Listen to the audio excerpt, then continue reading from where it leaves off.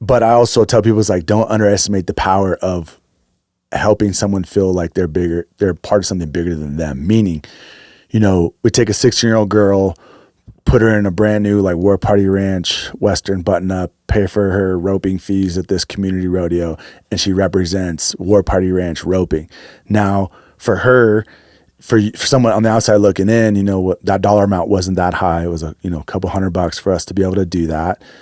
But the reality is like she's representing so many women, right? And what if like the lady that's sitting in the stand that's in an abusive relationship or was, and she like just sees these girls, she's like, dang, this is so cool. So these young women are not only empowering themselves, they're basically the voice for a lot of people who are feeling voiceless or feeling like they're unheard or feeling that they're not in a position to even talk about what they've been through yet. Now we have these girls that like they look at and they're like, wow, this is so freaking cool. These badass cowgirls. And that's what's like, the most rewarding and important part of what we're doing to me is just building this really cool community of people who are willing to stand up and do what's right.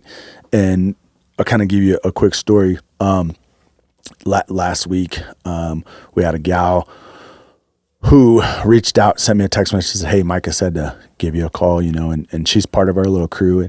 And said, yeah, give me a second. I was actually at SHOT Show and jumped on a phone call with her, kind of told me a situation that was going on with one of her friends. She had gotten beat up, went to the ER, was like, hey, I need to get out of here.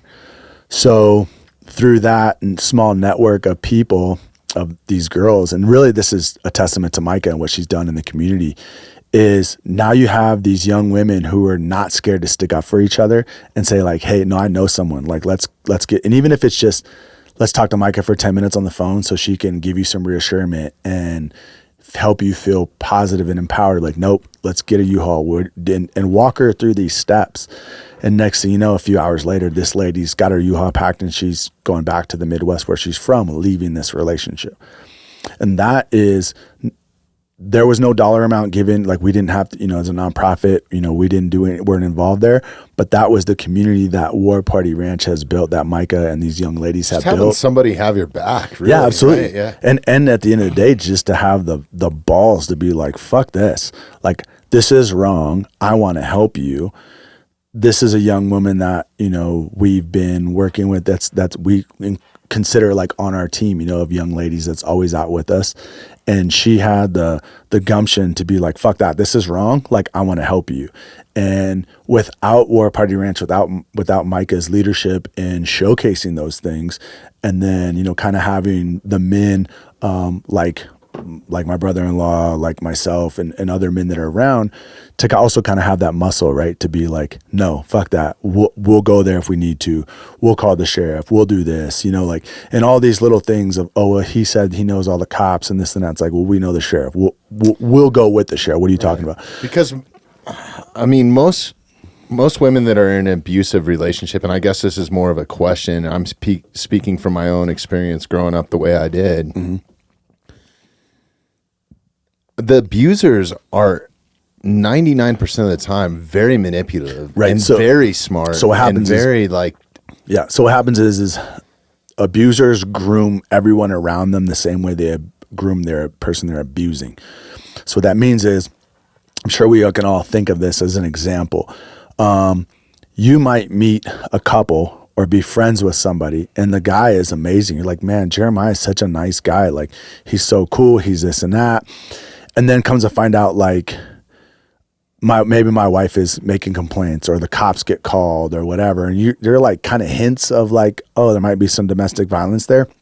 But I'm so good at manipulating the whole situation and grooming everyone that I'm such a nice guy. And then what you will see is when my wife does snap and she keys my truck or does something, and I'm at your house hanging out and she finds me and keys my truck up or whatever, I'm like, yeah, see this crazy bitch? I told you she was fucking crazy. And almost kind of gaslighting them to a point where they break and they lose it in front of a bunch of people. That's like the very commonality, right? Like straw to break the camel's back in a public setting or some kind of way. The abuser can twist this to show everyone, I told you, I told you, I told you. And that is very, very common. So when you add that to their relationships, how do you ask for help? How do you move forward? No one's going to believe you. And then when you add people that are in positions of power, whether they have a lot of money, they're holding money over your head, like, you know, you don't even have a job, you take care of these kids right now, dude. all of it. Yeah. It's crazy. Or you know, or he's a police officer, or he's friends with police officers, you know, they are able to manipulate situations. So I think like that is something that most people don't understand. And another statistic is, you know, 1 in 3 women are abused in their lifetime. That's just the Really? ones. Yes. That's just the One ones in that are three. 1 in 3. But that's just the ones that said, yes, it's happened to me. So the way we look at it is like, there's 3 men in this room, right? And it's like, are we going to say 1, 2, 3, not it? Right? Like if you look at that statistic as 1 in 3, then that means 1 in 3 men are abusers. That's kind of how that's kind of how I flip that statistic around. Now it's probably not exactly 1 in 3, right? Or whatever it is. But if we look at it in that way, that allows you to open up your eyes a little bit to see, you know, you're in a group of 5 or 6 friends and you're like, wow, one of my buddies, somebody in this group statistically is violent, you know, domestic violence, whether that's, you know, all forms of domestic violence that could be done there. Now, because going back to what I said, abusers are going to groom everyone around in the way they're grooming the person they're abusing.